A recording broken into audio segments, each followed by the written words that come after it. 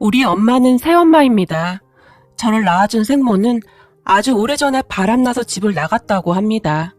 할머니 말로는 제가 있었기에 아빠가 엄마에게 그토록 매달렸다고 했어요. 하지만 제 생모는 뒤도 돌아보지 않고 집을 나가버렸다고 합니다. 그렇게 저는 아빠와 둘이 살았는데 아빠와 제가 힘들게 살았음에도 할머니, 할아버지는 우리 부녀를 조금도 신경 쓰지 않았어요.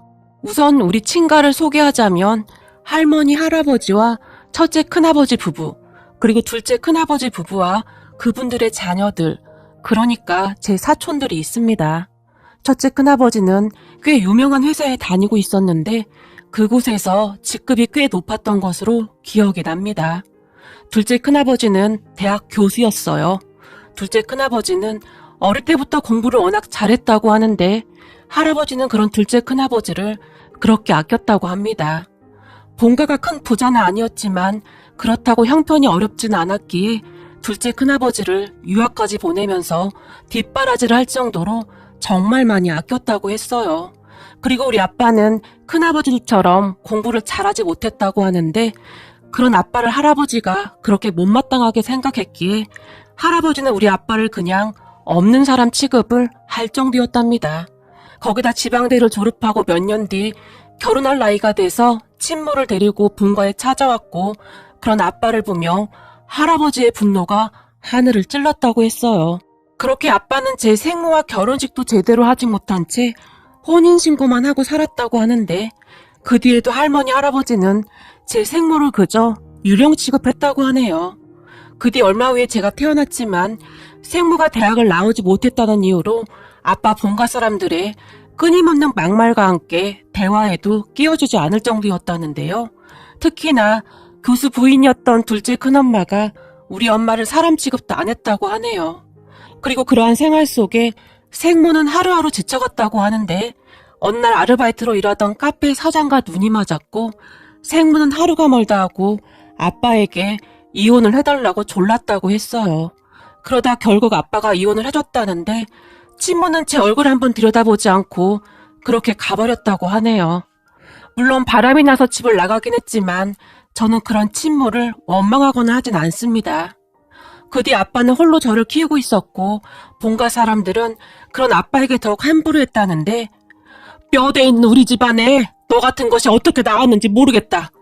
어디서 근본도 없는 것을 데리고 와서 애까지 쳐놨더니 결국 바람나서 집을 나갔어? 할아버지가 아빠에게 입에 담을 수도 없는 막말을 했답니다. 그렇게 시간이 지났고 아빠는 우연히 갔던 미용실에서 새엄마를 만났어요. 저는 단 한 번도 우리 엄마를 새엄마라고 생각한 적이 없었기에 글을 작성할 때는 엄마라는 호칭을 사용하겠습니다. 엄마는 미용사였고 아빠의 머리를 자주 손질해줬다는데요. 엄마도 남편이 바람나서 이혼한 뒤 딸 둘을 홀로 키우고 있었으니 서로 신세한탄을 하다가 점점 가까워졌다고 합니다. 그렇게 한 몇 년 동안을 계속 만나오다가 결국 두 분이 결혼하기로 했고 본가에 인사는 드려야 했으니 아빠가 엄마를 데리고 할머니, 할아버지를 찾아갔다는데요. 그런 엄마 아빠를 보며 할머니, 할아버지가 기겁을 했고 내 눈에 흙이 들어가기 전에는 절대 허락 못한다. 한 번 그랬으면 된 거지. 어디서 또 근본도 없고 거기다 애비가 누군지도 모르는 애까지 딸린 여자랑 재혼을 한다는 거냐? 네 놈이 집안 망신시키려고 아주 작정을 했구나. 할아버지가 고래고래 소리를 질렀답니다. 아버지, 그게 무슨 상관이에요. 저한테도 딸이 있잖아요. 근데 그게 무슨 문제냐고요. 라며 할아버지에게 말했지만 우리 집안에 너만 없으면 아무 문제도 없어. 항상 네가 문제야. 넌 어떻게 된 게 항상 집안을 쑥대밭으로 만들어 놓을 수가 있는 거냐? 그때 그냥 널 낳지 말았어야 했어. 라며 할아버지가 그만 넘지 말아야 할 선을 넘어버렸고 그런 할아버지를 보며 아빠가 알겠습니다. 우리가 그렇게 싫다고 하니 우리도 이제 본가랑 인연 끊고 살겠습니다. 라고 씩씩거리며 엄마 손을 붙들고 나와버렸답니다. 그 뒤 아빠, 엄마는 조촐하게 결혼식을 올렸어요. 결혼식을 올리기 며칠 전 외할아버지가 우리 본가 주소를 물어봐서 외할아버지 홀로 본가를 찾아왔었다는데요. 그런 외할아버지를 보며 우린 그런 자식 없으니까 결혼을 하든지 말든지 알아서 하쇼. 우리 집안이 어떤 집안인 줄 알기나 하고 그런 말을 하는 거요? 결혼? 기가 막혀서 여기가 어디라고 사돈 맺자고 찾아와. 진짜 기가 막혀서 말이 안 나오네. 라며 외할아버지를 그냥 돌려보냈다고 합니다. 그때 당시 외할아버지가 큰 충격을 받았다는데 우리 외가는 제주도에 있었거든요. 그러니까 외할아버지가 비행기까지 타고 그곳까지 가서 물어물어 본가에 도착을 했다는데 그런 외할아버지에게 물 한 잔 주지 않고 서 있던 그대로 바로 내쫓아버렸답니다. 그리고는 그런 외할아버지에게 당신 집안에 딸 하나라고 하더만 잘됐네. 그놈 아들 삼아서 살면 되겠네. 우리도 그런 아들 필요 없으니까 알아서 하쇼. 오늘 아주 재수 온 붙었네. 라며 문전박대를 했다고 합니다. 그렇게 외할아버지의 충격은 이루 말할 수가 없었다는데요. 본가를 다녀온 외할아버지가 아빠를 불러 앉혀서는 그동안 자네가 참 힘들게 살았겠구만. 자네같이 착한 사람이 마음고생 많았겠어.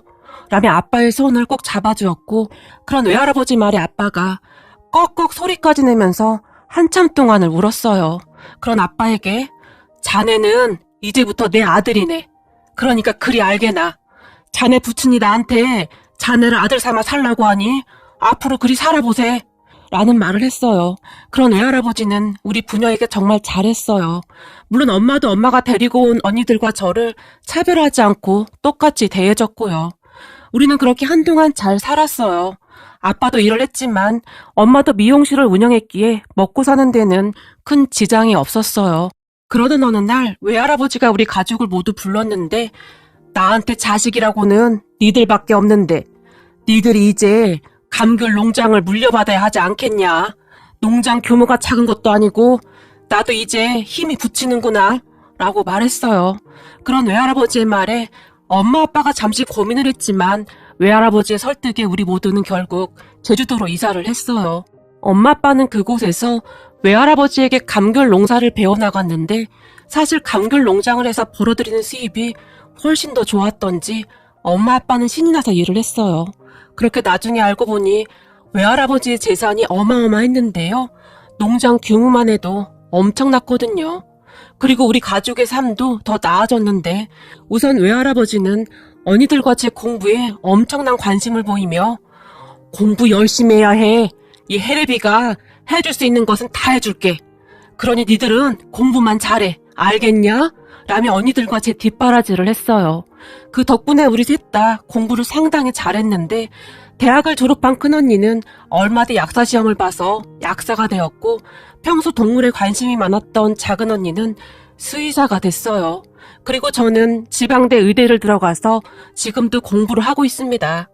사실 우리 셋 공부시키는데 돈이 어마어마하게 들어갔지만 외할아버지는 그저 행복한 표정이었어요. 사람들에게 항상 우리 셋째 손녀가 지금 의사 공부하고 있잖소. 조금 있으면 의사가 돼요. 아주 기특하지 않소? 라며 어디를 가든 제 자랑을 했어요. 그런 외할아버지는 피 한 방울 섞이지 않았던 저를 정말 친손녀처럼 대해줬고 저도 그런 할아버지의 기대에 어긋나지 않으려고 더욱 열심히 공부를 했어요. 우리 가족은 그렇게 정말 잘 지내고 있었어요.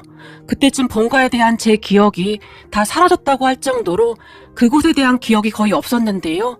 아무래도 제게 따뜻한 손길 한번 준 적이 없는 사람들이었기에 더 그러하지 않았나 싶네요. 그러던 어느 날 누군가에게 전화를 받던 아빠의 표정이 심상치 않았어요. 그런 아빠를 보며 외할아버지가 왜? 무슨 일이야? 라며 걱정스레 물었어요. 그게 본가의 어머니신데 집에 문제가 좀 생긴 모양입니다. 라는 말을 했는데 아빠의 얼굴이 창백해 보였어요. 왜? 무슨 일인데 그래? 할아버지가 다시 물었고 저기 그게 라며 아빠가 말을 잇지 못하고 있었어요. 그리고 그런 아빠를 우리 모두가 바라보고 있었는데 잠시 후 아빠 입에서는 충격적인 말들이 나왔어요. 그러니까 본가에 그 잘나가던 교수 큰아버지가 얼마 전에 구속됐다고 하네요. 뭐야, 자네 둘째 형 교수라고 하지 않았던가? 근데 교수가 왜 구속이 돼? 외할아버지가 놀라서 물었어요. 그게 그 대학 무슨 큰 비리에 연루돼서 뒷돈을 받았다는데 이번에 크게 문제가 됐다고 하네요. 그때쯤 아빠는 넋이 나가 있었어요. 참 사람 일 모른다고 하더니 자네 아버지 상심이 보통 큰 게 아니겠구만. 그렇게 아끼던 둘째 아들이 그리 됐으니 라며 외할아버지가 긴 한숨을 내쉬었어요. 그런데 그런 외할아버지를 보며 근데 그것뿐만이 아니라는데요. 큰형도 뭐가 잘못돼서 지금 문제가 많다고 저한테 돈 좀 빌려달라고 하네요. 그렇게 내쫓을 땐 언제고 어떻게 저한테 연락해서 돈을 빌려달라고 할 수가 있을까요? 아빠가 어이없다는 듯이 웃었어요. 그래서 자네는 어쩔 셈인가? 외할아버지가 다시 물었어요. 어쩌긴 뭘 어쩌겠어요. 이미 연 끊어진 집안인데요. 저는 이제 그쪽 집안 사람이 아니잖아요. 그러니까 상관하지 말아야죠. 라며 아빠가 담담하게 대답했어요. 그런데 문제는 그 뒤에 일어났는데요. 다급하긴 다급했던 모양인지 본가 할아버지가 제주도까지 내려왔답니다. 그리고는 내가 급해서 그러니 돈 좀 빌려다오. 네 큰형이 사고친 거 막느라 급한 대로 여기저기서 돈을 끌어다 해줬는데 지금 네 큰형이 잠적하는 바람에 큰일 났다. 지금 우리 길바닥에 앉게 생겼어. 그러니 네가 좀 도와주거라. 할아버지가 아빠에게 단숨에 말했다는데 이건 뭐 부탁이 아니라 빨리 내놔 그런 느낌이었다네요. 아빠가 그런 할아버지를 정말 어이없다는 표정으로 바라봤다는데요. 왜 못 해주겠냐? 할아버지가 아빠에게 윽박지르듯 물었답니다. 네, 못 드리겠습니다. 제가 왜 아버지에게 돈을 해줘야 하는 거죠? 그때 아버지가 그러셨잖아요. 저는 없는 자식이라고요. 근데 왜 이러시는 거죠? 부모도 아닌 사람들에게 그 콘돈을 왜 줘야 하는 거죠? 그러니까 이만 돌아가세요. 아빠가 딱 잘라 말을 했답니다. 이거 아주 몹쓸 놈이구만. 아주 밴댕이 소갈딱지구만. 라며 할아버지가 아빠를 노려보기까지 했답니다. 그리고 잠시 후에 외출로 돌아오던 외할아버지와 할아버지가 딱 마주쳤고 아니 근본도 없는 집구석에 어찌 발걸음을 하셨나요? 라며 외할아버지가 물었어요. 아니 이 정도 강길농장이면 도대체 얼만 거요? 알고 보니 엄청 부자였네요. 할아버지가 뜬금없이 외할아버지에게 물었답니다. 그건 알아서 뭐 하시게요? 우린 할 말 없으니까 그만 가보시죠. 외할아버지가 등을 돌렸다는데요. 우리 아들이 쎄빠지가 이래서 돈 벌고 있다는데 남의 자식 데려다가 일 시키면서 너무 빡빡하게 말하는 거 아니오? 할아버지가 떽떽거리며 말했다는데요. 그런 할아버지를 보던 외할아버지가 없는 자식이라고 할 땐 언제고 이제 와서 뻔뻔하게 그런 소리를 하는 거요. 우린 할 말 없으니까 그만 가보쇼. 라며 지지 않고 큰 목소리로 말했답니다. 그리고 옆에 있던 아빠도 영 끊은 지 오래됐는데 왜 이러시는 거예요? 먼저 영 끊자고 말한 건 제가 아니라 아버지잖아요. 야 이놈아, 그게 지금 오랜만에 본 애비한테 할 소리냐? 할아버지가 버럭했답니다. 우리 아버지요? 우리 아버지는 저기 계신데요? 라며 아빠가 외할아버지를 바라봤고 그런 아빠의 말에 외할아버지 얼굴이 순간 밝아졌다고 합니다. 이런 정신이 쑥 둘러 빠진 놈아. 널 낳아준 건 우리인데 어째서 저 영감 보고 아버지래? 모르겠고 우리 아버지는 저기 계시니까 그만 가보시죠. 우린 지금 바빠서요. 오늘 오랜만에 우리 딸들이 다 온다고 해서 딸들 데리러 가야 해서요.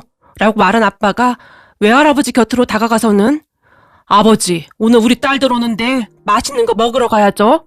우리 아버지 덕분에 애들이 어찌나 잘 컸는지 밥을 안 먹어도 배가 부르네요. 아빠가 큰 목소리로 말을 했다는데요. 그러게 말이다. 약사 손녀, 의사 손녀, 수의사 손녀 온다고 하는데 빨리 준비하자꾸나. 외할아버지가 신이 난 채 말을 했고 그 말을 듣던 할아버지의 눈이 커졌다고 합니다. 뭐야? 누가 의사야? 우리 손녀가 의사 됐냐? 그 말에 아빠가 옆에 있던 외할아버지를 보며 우리 딸이 지금 의대 다니는데 곧 의사 되겠죠? 아빠가 다시 활짝 웃었답니다. 그 뒤 할아버지는 우리 아빠에게 쫓겨나다시피 나갔다고 하는데 가기 전에 할아버지가 아빠를 보며 그러지 말고 우리 좀 도와다오. 내가 없는 살림에 비행기까지 타고 왔는데 우리 진짜 거리에 나앉게 생겼다. 그러니까 네가 좀 도와다오. 할아버지가 애원했다고 하지만 그때 우리 장인어른이 어렵게 찾아갔을 때 그렇게 모질게 했다면서요? 우리 장인어른 지금 소금 안 뿌린 걸 감사히 생각하고 그만 가세요. 아빠가 할아버지를 매몰차게 내쫓아버렸답니다. 그리고 그렇게 쫓겨난 할아버지가 혼비백산했다는데 그렇게 집안이 하루아침에 폭삭 망했다고 하네요. 우리 아빠에게 낳지 말아야 했다는 말까지 했던 사람들이 하루아침에 그리 되었다니 제 입장에서는 잘됐다는 생각까지 들었어요. 생각해보세요. 아빠가 생모와 이혼한 뒤 저 키우느라 엄청 고생했거든요. 할머니 할아버지는 그런 우리 부녀를 아예 못 본 척했고요. 어느 날은 저를 맡길 곳이 없어서 아빠가 일하는 곳까지 따라간 적도 있었어요. 그랬기에 저는 할머니, 할아버지에게 어떠한 정도 느껴보지 못했습니다. 하지만 외할아버지는 전혀 다른 분이셨어요. 어느 날은 송편을 빚던 제게 우리 막내 손녀는 손이 야물딱져서 뭘 하든지 다 잘할 거야. 외할아버지가 활짝 웃으며 말했어요. 그리고 또 어느 날은 너는 세상에서 제일 귀한 사람이란다 라는 말을 했어요. 그런 외할아버지의 말은 제게 큰 위안이 되었는데 본가의 할머니, 할아버지에게 쓰잘데기 없는 것, 지엠이 닮아서 똑같을 거야. 비난만 받고 살았던 제게는 큰 충격이었다고 해야 할까요? 그때 제 마음속 깊은 곳에서 난 뭐든지 할 수 있어 라는 생각이 처음으로 생겼으니까요. 외할아버지는 항상 그렇듯 제게 진심 어린 말들을 하셨고 외할아버지의 표정과 말투를 보며 조금씩 마음의 문을 열어갈 수 있었어요. 그러던 어느 날 외할아버지에게 할아버지는 내가 나중에 뭐가 됐으면 좋겠어? 제가 물었어요. 넌 뭐가 되고 싶은데? 나? 글쎄, 난 할아버지가 좋아하는 거 할래. 뭐야, 네가 좋아하는 걸 해야지. 왜 이 할애비가 좋아하는 걸 해? 왜냐면 난 할아버지가 세상에서 제일로 좋으니까. 아이고, 우리 예쁜 강아지가 어쩜 이렇게 예쁜 말만 할까나? 이 할애비는 우리 예쁜이가 의사 되면 좋겠다. 훌륭한 의사가 돼서 아픈 사람들 고쳐주면 좋겠어. 라며 외할아버지가 큰 소리로 웃었어요. 알았어. 그럼 나 의사 될게. 진짜? 그럼 이 할애비가 밥을 안 먹어도 배부르지. 힘들게 사는 사람들 도와주는 그런 의사가 되렴. 막 돈만 버는 의사가 아니라 힘든 사람들 도와주는 그런 의사 말이야. 외할아버지는 제게 항상 그러한 당부를 하곤 했어요. 그리고 제가 의대에 가게 된 것은 단지 그 이유에서였어요. 우리 외할아버지가 원했던 것이었으니까요. 그리고 그런 외할아버지의 가치관은 제 마음속 깊이 자리 잡게 되었고 외할아버지가 말하던 그런 마음 따뜻한 의사가 되기 위해 노력하고 있어요.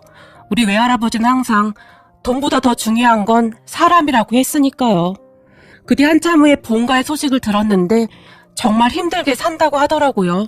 그 소식을 들은 외할아버지가 그래도 자네를 낳아준 부모인데 자네 마음 불편하면 이라고 말을 하고 있었는데 그 말을 듣던 아빠가 아닙니다. 불편할 것도 없습니다.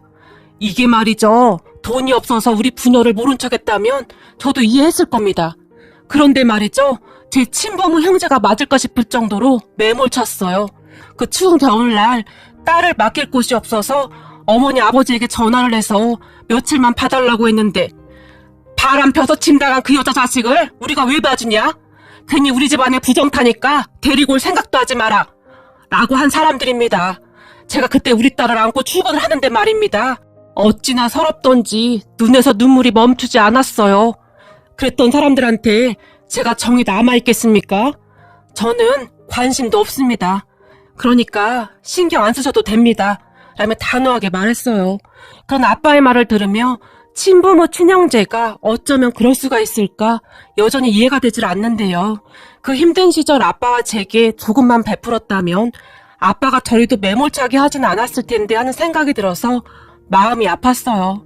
하지만 결국 그것도 그들의 몫이 아닐까 하는 생각이 드네요. 그리고 우리 가족은 현재 행복하게 잘 살고 있어요. 우리 외할아버지가 항상 건강하셔서 오래오래 우리 곁에 계셔주셨으면 좋겠습니다. 그리고 우리 엄마한테도 감사한 마음뿐입니다. 제가 사춘기 때 우리 엄마를 힘들게 했었는데 우리 엄마가 그런 저를 끌어안고 어찌나 눈물을 흘렸는지 모른답니다. 엄마, 내가 엄마 힘들게 한 거 정말 미안했어. 앞으로는 내가 다 갚으며 살게. 세상에서 제일 사랑하는 우리 외할아버지, 우리 엄마.